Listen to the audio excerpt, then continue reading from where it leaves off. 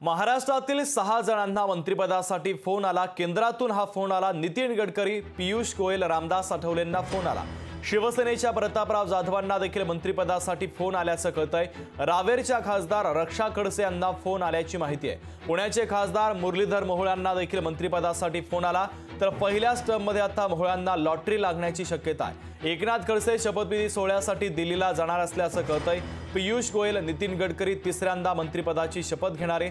महत्त्वाची बातमी आपण पाहतोय। मात्र अजित पवारांच्या पक्षाचे नेते प्रफुल्ल पटेलांना मात्र अद्यापपर्यंत तरी फोन आला नसल्याचं कळतंय। तर हे मंत्री संभाव्य मंत्री आपण पाहूयात। भाजपचे नितीन गडकरी, भाजपचे पीयूष गोयल, रिपाईचे रामदास आठवले। मोदी सरकारमधील संभाव्य मंत्रिमंडळ आपण पाहतोय।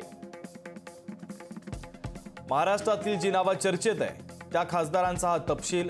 भाजपचे नितीन गडकरी, शिवसेनेचे प्रतापराव जाधव, भाजपच्या रक्षा खडसे, भाजपचे नवनिर्वाचित खासदार मुरलीधर मोहोळ।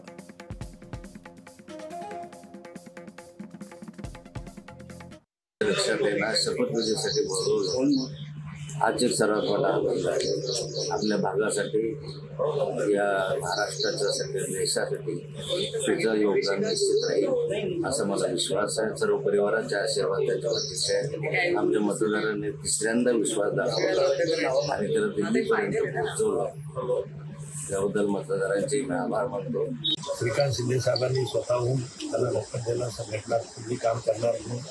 आणि एकनाथराव शिंदे साहेबांनी सुद्धा सांगितलं की ते जबाबदारी श्रीकांत शिंदे हे सुद्धा सिनियर खासदार आहेत, तिसरी टर्म त्यांची आहे। पण निश्चित एका शिवसैनिकाला न्याय माननीय एकनाथराव शिंदे साहेबांनी त्या ठिकाणी रिपोर्ट दिला, त्याबद्दल त्यांचे खूप खूप आभार। लोकशाही मराठी ऐका, पहा, जागरूक रहा।